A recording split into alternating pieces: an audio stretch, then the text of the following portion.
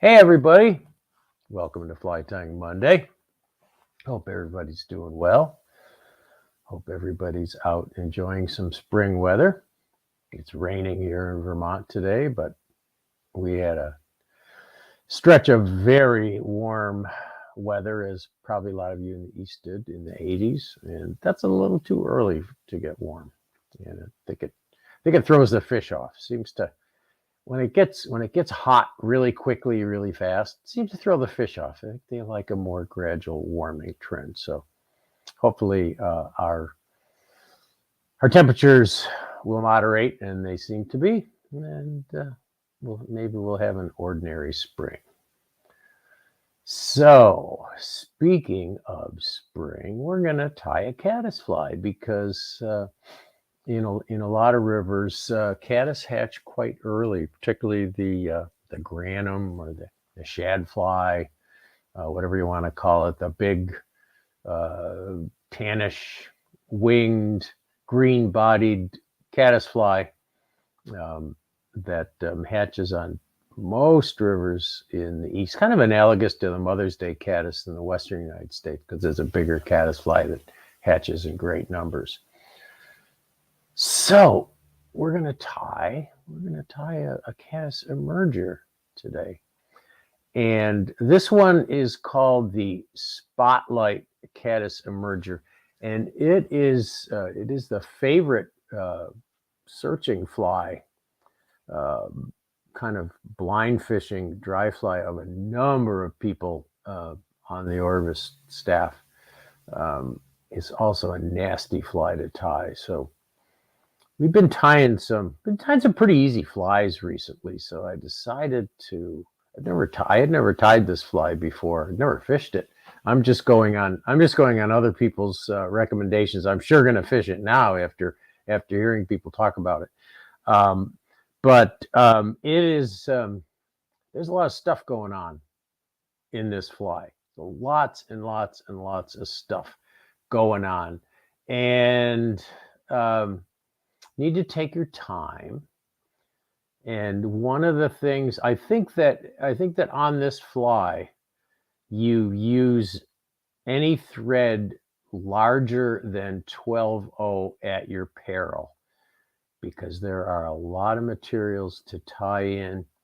And if you try to use a heavier thread, I think you're going to run into trouble. You're just going to create too much bulk, because there's a lot of steps in this fly. And it brings up an interesting thought. You know, this is a complex pattern, complicated pattern, a lot of steps and a lot of materials in it that works really well, right? Very effective fly, and it's complicated. And there's a tendency to want to, at least on my part, there's a tendency to want to simplify and modify this fly, thinking, it doesn't need all that stuff, doesn't need antennae, it doesn't need a beard, whatever. But if it's an effective fly, we don't really know what part of that fly appeals to the fish. You know, is it that body that hangs in the film off the butt end of it, or is it those two little pieces of mallard feather that simulate antennae? Is it the emerging wing? Is it the sparkly body underneath? Is it the parachute hackle? You know, so even though you'd want to simplify a pattern, you don't know what to leave off, because as it is, it's really effective. And we don't really know what triggers the fish. We don't know what appeals to them on a fly like this. So I'm gonna tie it just as the original is tied. And the only way to reduce a pattern like this, or to simplify it, is to one by one eliminate some steps, and then go out and try them and see what the fish think. And of course, every different day you go out, or every different fish is a whole new set of variables. So you're never going to really figure it out scientifically. But I have some ideas on how to simplify it, but I'm not gonna do it until I fish this pattern the way it is first. So Julia is still on maternity leave. Phil Monahan is here. He will be reading your questions out while I'm tying. Say hello, Phil. You can just refer to me as the poor man's Julia, Tom. I don't know if we'll go that far, Phil. But anyways, Phil's here. Thank you, Phil, for sitting behind the scenes today and answering helping me answer those questions. All right, so we're gonna start tying. If you're new here, if you've never been to one of our Monday fly tying sessions, this is your chance to welcome. First of all, this is your chance to ask questions. This is your chance, while I'm tying, while the questions are hot in your mind, ask the questions now, because if you watch it later on YouTube, I'm not going to be able to answer your questions. You would be able to watch it later on YouTube or on the Orvis Facebook page. But now's the time to ask questions. So anyway, let's start. That's what it's going to look like, hopefully. And as you can see, there's a lot of stuff going on there. So I think on this fly, I tried it at first on a tactical dry fly hook, and I didn't like the way it looked. I think this fly looks best on a hook with kind of a continuous round bend, the hook that goes around like this. You could also tie it on a light scud hook. I'm tying it on a Czech Nymph hook, tactical barbless Czech Nymph hook. But you could tie it on, I think any curved hook like a scud hook would work well. If fairly fine wire. You don't have to use super fine dry fly wire, because this fly is going to kind of half float and half sink. So these Czech Nymph hooks are relatively light wire, light enough to float it. So anyway, I am going to start with the wing. First, I'm going to attach my thread. And I'm going to put the wing on first, which is not the way a lot of people would do it, but I have a reason for that. And I'm going to start my thread. And because I'm going to lash my wing quite a ways back on the hook, at least the butt ends of it, I'm going to cover this with thread about 3/4 of the way back on the shank. And I don't want to smooth. I don't want to flatten my thread or anything. I want this kind of rough, because I want it to be able to grip that wing. And you're going to attach the wing maybe about an eye length, maybe a hair more than an eye length, back from the end of the shank. Okay, so the wing. Actually, I'm going to change my background to black here for this. Oh, things are falling all over the place. Falling off the table. My stacker's trying to get away from me. Oh, I lost a piece of my stacker. Oh, there it is. Hang on. This fly is going to take long enough as it is without me having to reach under the table. Okay, so the wing, the official wing, or the wing, if you look up the pattern, is calf body hair. And calf body hair is nasty stuff to deal with to begin with. If you want this fly to be easier, I would make the wing out of a white polypropylene, white parapost, or white EP fiber. But I'm going to do it the hard way. I'm going to use calf body hair. And when you use calf body hair, the first thing you want to do is it really helps to buy this from a fly shop, because you want to look for calf body hair that is straight and fine. And you want to get the finest hair that you can, because otherwise it makes it really difficult to work with. So I'm going to grab Sometimes it's hard to grab a bunch of this stuff. I'm going to grab a fairly large amount of this and cut it from the hide. Now,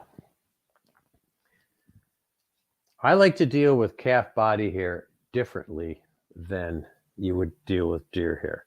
So what I'm going to do is, first of all, I am going to get, instead of getting rid of all the fine hairs at the base of this, I'm going to get rid of some of the coarser hairs that are on the tip, because I want this wing, I want this hair to be fairly fine. It's going to tie in easier, and it's going to create less bulk. And then I'll remove a little bit of the fuzz here, but I don't want to remove a lot of those short hairs because I actually want to use them. And I'm going to put it in a small diameter stacker.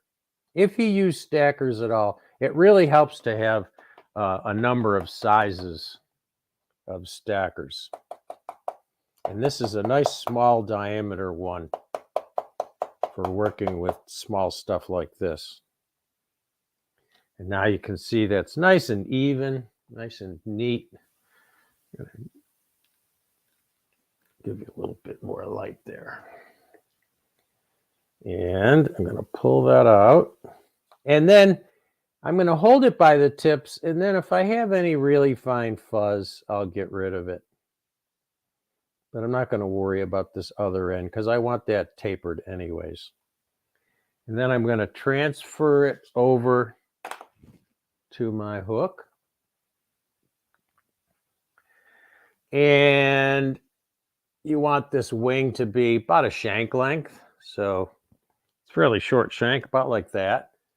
And you're going to come up and secure it. Put your finger on the far side and pinch it, pinch wrap here so that it doesn't roll. About 3 or 4 really tight turns. And then take a couple more rearward. And then you want to make sure that's nice and tight. And then you want to come in and cut that off at an angle, because you want to secure that really well. And then hold on to it and come back and wind over that so that you get a little bit of a taper to your body. Not a perfect taper right now, but we're going to fix that. And then check your wing and see, should be about that far back from the eye. That's good. It's right where I want it. Okay. And I'm not gonna post that or anything yet. I'm gonna just leave that sticking out there in front. The reason I put the wing in first is because it gives me a tapered body, and if I tried to tie this wing in after I tied the rest of the fly, it would be a mess. Okay, so the next thing we're going to do is grab a piece of small ultra wire, copper or gold, and just going to grab a short piece of that, break it off. So now I got my little piece of wire, and I'm going to lay it in behind the wing and wind back, attaching it to the top of the shank. And you want to come all the way back to where the curve of the hook starts to point down, because you want the butt end of this fly to kind of hang down in the water. And then I'm going to come back up front. And so see, I'm working on my taper as I go back and forth with this stuff. Now, my body is some green holographic tinsel. Nice and sparkly. And I'm just going to get a short piece of this. Don't need much. Whoop. Trying to get away from me. Everything's trying to get away from me today. And I tried to cut that tinsel with my Hackle pliers. didn't work very well. Scissors worked better. All right. So I got my little piece of tinsel here. And I know that wing looks big at this point, but believe me, it's going to compress when you want enough wing so that you can see this parachute post when it's in the water. So you know, you want it fine, but you want enough wing so that you can spot that little white thing. And then I'm just going to tie this tinsel in all the way back to where the wire was. All the way back. And then come forward. Now just make sure that I get a nice little taper to that body. I think that looks good enough. And then you're going to wind your tinsel. Your first turn over the wire. And then I like to slightly overlap each turn. You don't want any of that black showing through there, the black of the body. And so this is going to give you kind of a sparkly underbody. Tie that off.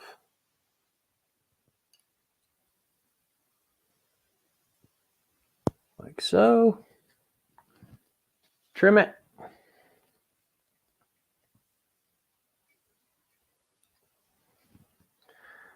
And then we're going to use ultra chenille for the body.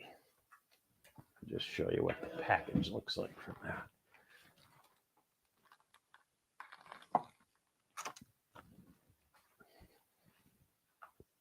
That's ultra chenille. It's also called velvet chenille. And you definitely want the small size in this stuff for this pattern. You don't want any bigger. And find the end of it. Just cut yourself off a little piece. You don't need much, about that much. And then to taper the end of that, just take a lighter and singe it. That does two things. It will keep it from unraveling, and also gives you a little bit of a taper. So now I'm going to come back. That tinsel body looks terrible now that I look at it in close up. Oh well. And you want to attach that so that it just extends beyond the end. So right about there. And just lash it in place with about 3 turns, 3 nice tight turns with that 12-0 thread. Cut it off.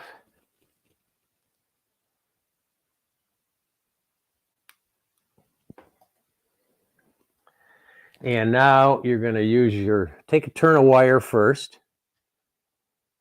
or a half turn, and then just hold that chenille against the shank and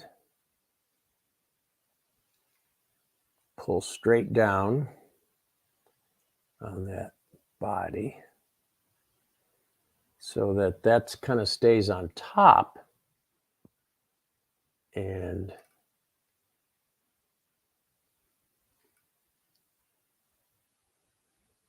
so there's your kind of extended body hanging in the surface film.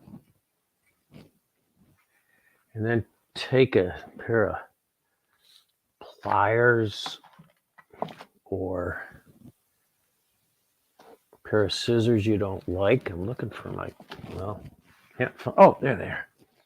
Take a pair of old snips. Cut the wire so you don't use your good scissors to do that. And make sure that looks right. The sparkly shows underneath. And that's on top. Now we're going to get our antennae, which are just 2 fibers from a mallard flank. Where's my mallard flank? I lost my mallard flank. I gotta grab another one.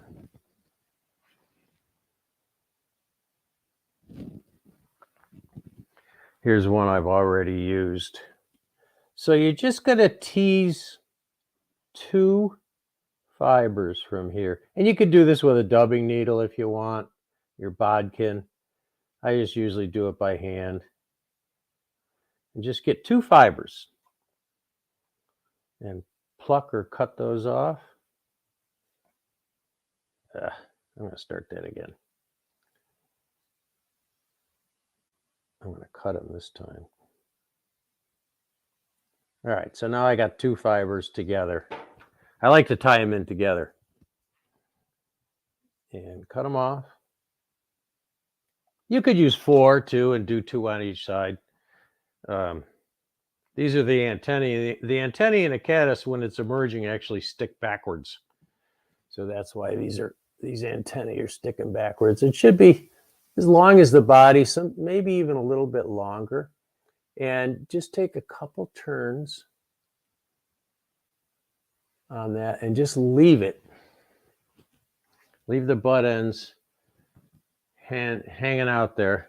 And then take your dubbing needle and separate these. Hey Tom, you gotta switch cameras there, bro. Oh, sorry. Okay, so I tied those 2 mallards in. Sorry about that. I just tied them on top. And then I'm using my dubbing needle to separate these. There we go. And just pull them apart a little bit. Like so. But you haven't put many turns of thread on there yet, so don't cut those off. Just leave that. Now you're gonna form a wing, and the wing is some sort of nice synthetic yarn, fine synthetic yarn. I like EP trigger point, and this is a kind of a brownish gray mixed blend of trigger point fiber. And you want to start with a fairly narrow piece. So just about that much, not much at all. Cut that off.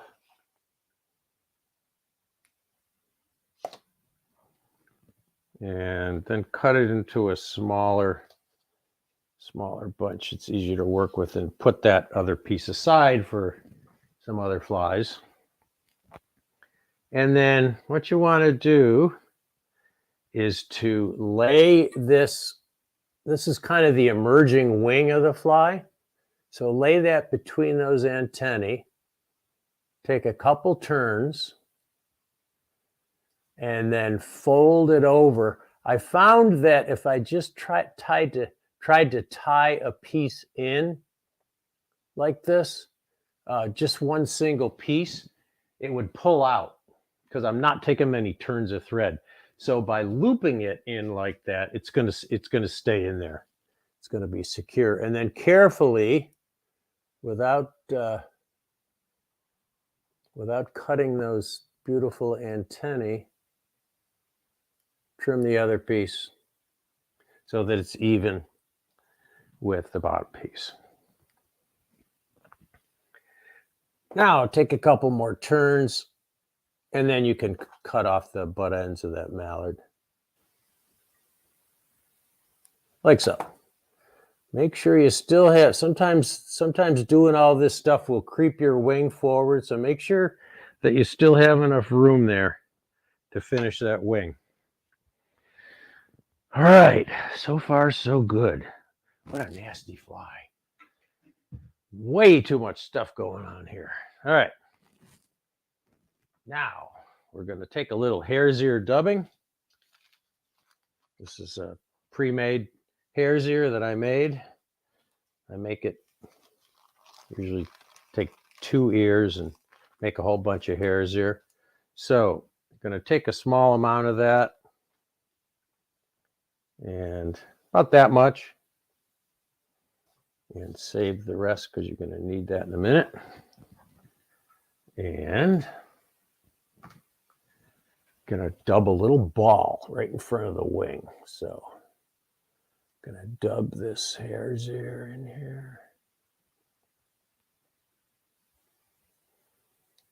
And this serves two purposes. One is that it covers up the butts of the windings around the wing.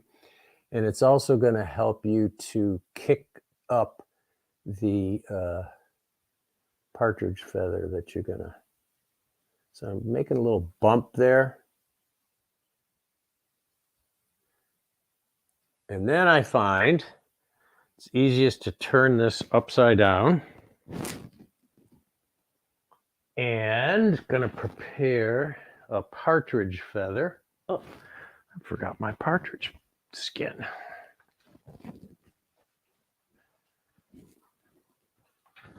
And you want to take a nicely mottled brown, kind of medium-sized brown feather from your partridge skin. There's a good one there.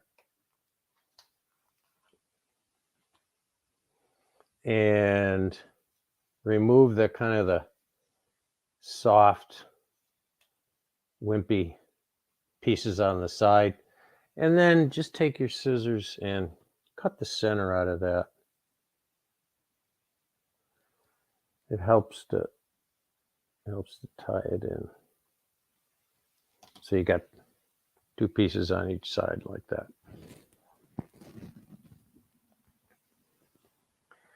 Then you're gonna lay this right into that, right in front of that ball of fur. And don't worry if it's too long. In fact, you want to start with it a little too long here. And don't wind over the wing. Try to keep it forward of the wing. And then once you get it laid in there, just gently tug on this to shorten it up a little bit. And that will help those fibers kind of beard for you.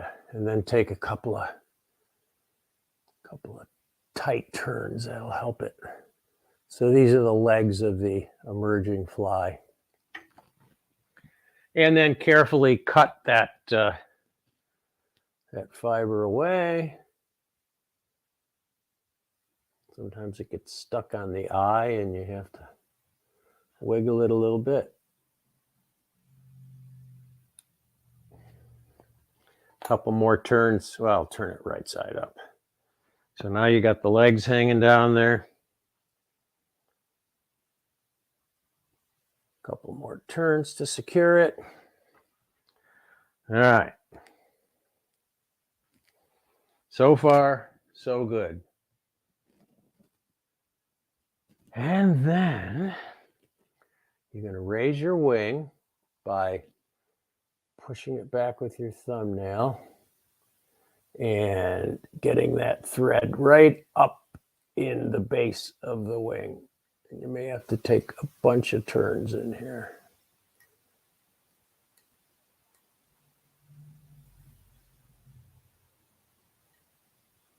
To build up a bump in front of that wing to raise it upright. Okay.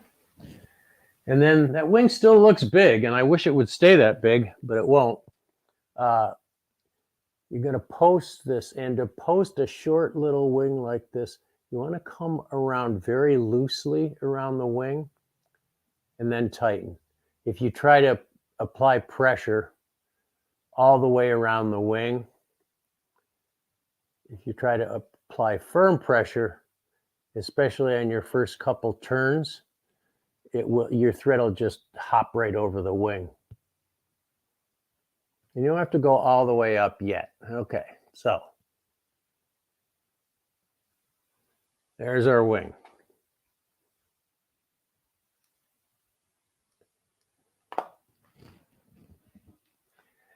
And now I'm going to take a blue dun hackle. The pattern calls for blue dun, But I think you could use anything. You could use grizzly or brown or anything for this parachute hackle. I don't think the color's that important. But I'm going to take kind of a medium blue dun. And I'm going to pick out about a size 14 out of here. I just know this cape. So I know that that's about what I need because I've been tying for a couple days out of it. And good idea to come back and just fan it to make sure, yeah, it's about a size 14. You can use a hackle gauge too if you want. And then you want to come up fairly high on the feather with parachutes. The reason is I know I'm kind of wasting a lot of that feather. That stuff down at the base is usable, and on another fly, I could probably have used those fibers. However, you want a thin stem on a parachute fly, and it just winds better. And you have to come up further on the stem to get a thinner stem. I just cut it off. Get rid of that. No questions, Phil?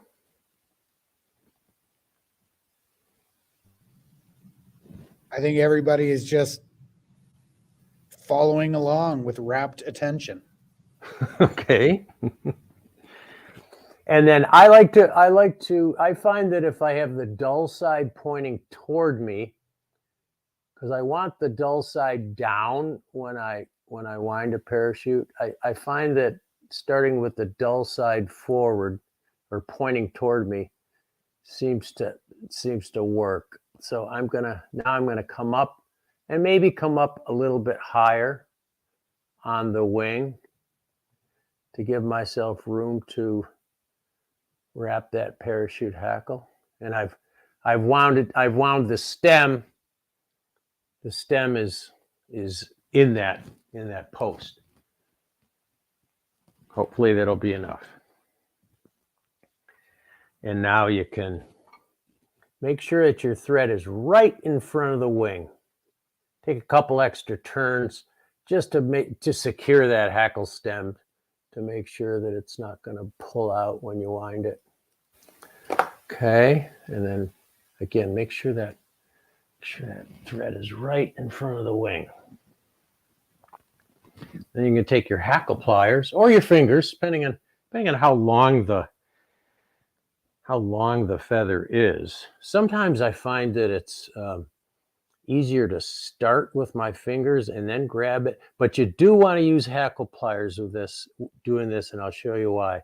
Okay, so I'm going to try to, the idea is to try to wind down the stem. So start up high, and you know what? Doesn't always work that well, but you do your best. Sometimes you just got to pack it in there. I'm sort of winding down the stem. And you don't need a lot of hackle here. This is just to kind of balance it. I'm going to go an extra turn more than I normally would, and then pull it. Now here's the trick, because I didn't tie this hackle off at the base of the parachute like we do a lot of times. You're going to come in with your fingers and pull all those fibers out of the way, bring that hackle down to the far side, and just let it hang there. And pull all the fibers out of the way so that all you got left is that hackle stem and maybe a couple fibers sticking, and then come in at an angle and secure that. Now, the way to cut this off without having many hackle fibers sticking in the eye of the hook is to bring your thread up like this and bring your scissors in and come right in under there with a pair of sharp scissors and cut it. And your hackle pliers are going to drop to the table, but not a problem. Now you got a nice clean nice clean area there. And then pull those hackle fibers out of the way. Take a couple more turns. Make sure everything's secure. If you got a couple of fibers in the way, trim them off.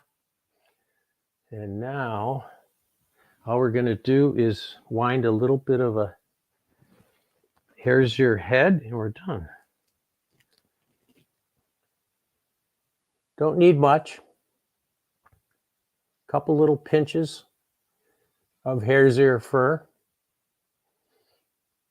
And to hide those thread wraps underneath the wing, pull those fibers, again, pull them out of the way and wrap back and angle it back so that it goes underneath the wing. And come forward. And whip finish.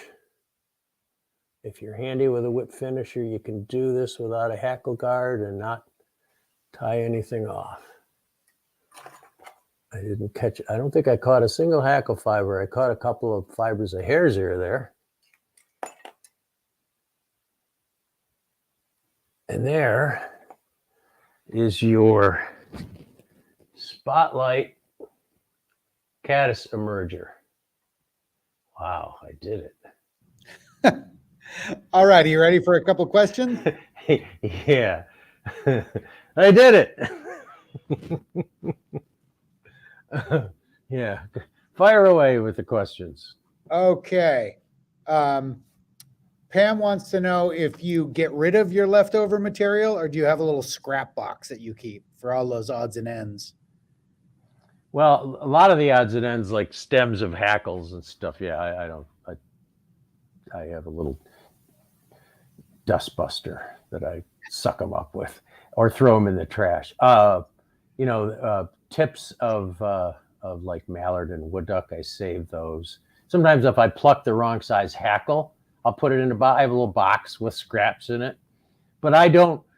I gotta be honest with you. I got a lot of fly tying material, so I don't need to. I don't need to save many scraps. Andy wants to know if you have tried snowshoe or CDC for the post. I don't think CDC would work very well. It's not substantial enough. You'd have to use about 4 to 6 CDC feathers, and it doesn't show up as well as white calftail or white EP fiber or something. I wouldn't do it with CDC. You could try it, but I don't think it would work very well. Snowshoe rabbit, yeah, you could do it. Yeah. And Anthony guesses that this is not what you'd consider a guide fly, meaning when you're client with a tree. Guides use them, but they buy them. They don't tie them. Yeah. And Rob asks, can you sub Zelon for the EP fiber? Zelon doesn't shed water as well. You could, but I would use EP fiber because it sheds water better. EP fiber or a parapost for the wing. But you could use Zelon. Yeah. All right. That is it. Although several people pointed out that, this is definitely one of the more complicated and fussy patterns you've done in a while. Yeah, I figure, we all need to challenge ourselves. I had to challenge myself on this one. I tied 1, 2, 3, 4, 5, 6, 7, 8, 9, 10 of. I tied 10 of them before I tied this. And believe me, the first one did not look as good as this one. This is the best looking one.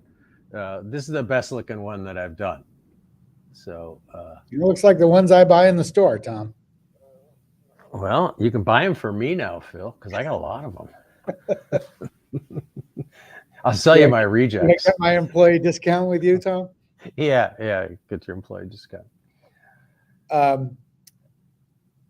Any other? Yeah, color? it would have been. Yeah, I'm glad. Dave says it would have been a good one for him and Tim to do. I'm glad I'm not tying against Flagler on this one. And Flagler's probably glad too. That would have been a 2-hour session as well with the two of you. Yeah. Oh, Chris, yeah, head cement. Good point. Actually, there's two places I think you want to put head cement on this, and I'll do it. And I would use water-based too. To keep that hackle from creeping up the wing. So I would put a drop of head cement right here. Your thumb's blocking that, Tom. We can't Oh, see sorry. Here, I'll do it again. So I would put a drop of head cement right here at the base of the wing. And, sometimes what I'll do is I'll actually grab this wing and spread it a little bit to get a little bit wider profile while before the head cement dries. And it actually kind of forces that hackle down. And then, of course, I would add a drop to the. Boy, no dubbing needles are fine enough for putting head cement on. I'd put a drop right there. I don't even know if I got it. Your big dumb thumb was in our way again. Can you? All right, I'll come from the back. Right there. There. That's where I'd put my head cement. Yep. Two places. Good point. Glad he brought that up. Any other colors you would suggest? Oh, maybe a tan body. I think you could leave the wing color and everything else the same. Maybe a tan chenille with a pearl tinsel underbody, and maybe a gray. There's a little black caddis, but I would not tie this fly that small. I have a friend who told me. We sell them in black. We sell them in black? Okay. Yeah, we sell them in black down to a 20. I want to see those 20s. I don't see how you could tie this fly in a 20. I have a friend who says he ties them down to 18s, but you can't get chenille, that ultra chenille thin enough. I got to take a look at what we're selling in a 20. I can't tie them in a 20 for sure. I'd like to try, but I'd need to find a chenille. Yeah, it's definitely, they must have some special little tiny chenille. They must, yeah, they must. Keith wants to know how you fish this. Dead drift. It's a dry fly. It's an emerger, so dead drift. Should I share my special secret, Tom, for this pattern? Yeah. Share your secret, Phil. So this pattern was suggested to both of us by our colleague, Tucker Kimball, who swears by it. And I started using it last summer, and I like to fish it with a small beadhead tactical pheasant tail in purple underneath it. And that combination was deadly for me last year. So I fished the tan or the olive spotlight caddis, but always with the purple pheasant tail on like a 12-inch dropper. And you use small one, like 18, right? On the pheasant tail? Yeah. Well, yeah, because you don't want, first of all, you don't want to sink this fly. Right. But also, that's what seemed to work best. I am definitely going to try that. What would be the best time of year to fish this? Right now. These big caddis are coming off right now in most parts of the east. And, this will work for a Mother's Day caddis in the west too, although that's probably, it's probably going on now, depending on the river. It's probably this pattern works for me all year. Yeah. I mean, there's big caddis hatching now. And, but Phil and Tucker use this fly. I shouldn't say we, because I haven't fished it. They use it as an attractor or a prospecting pattern when there's nothing rising, when they're fishing dry droppers. So, fish just like it. So many buggy aspects to it. I mean, who knows why, but the abdomen in the water, the legs, the whole thing. Yeah. Maybe the antennae. Who knows? knows? All right. Would you want to sink it?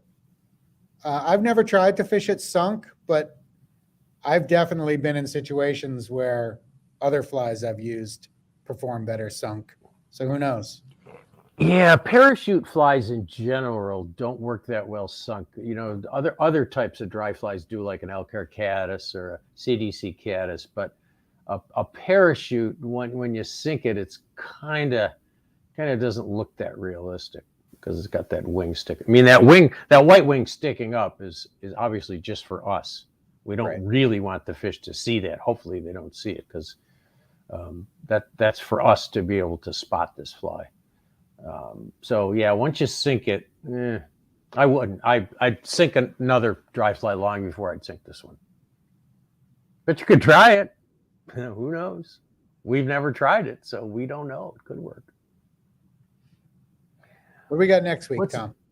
Next week, I'm tying a no hackle. We're gonna kind of a, let's see, yeah, an olive no hackle. It's kind of a blast from the past, but it's a pattern that you don't see that much anymore. It was all the rage in the 1970s. It was one of the first kind of no hackle flies, and I'm going to tie it the original way, and it's still a very, very effective pattern on flat water fish, smooth water, slow water, where fish are super picky. It's not a very durable fly, but it's a very, very clean, effective fly, and it can be an ace in the hole because nobody fishes flies like this anymore. And sometimes on heavily pressured streams, fish haven't seen a fly like this with a really clean profile. So anyway, it's a historical fly, but still a very, very effective fly. Gary wants to know if this pattern, I know you haven't tried to tie it, but do you think it would work on a clink hammer hook or a wide gap emerger hook?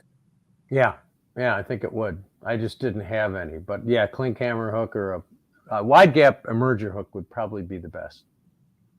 Yeah, I think you want that continuous bend. It just looks better on a hook with a continuous bend rather than a hook that kind of goes like this and then drops off. Just looks better. And William asks, how much of the average fly is for the fisherman and not for the fish? Well, we don't really know that, do we? We don't really know that. This is certainly a buggy looking fly, and it looks good, but we don't know what's superfluous on this fly and what's not. As I said in the beginning, I don't want to mess with it because it's an effective pattern. And I'm going to try reducing it a little bit, but I don't know.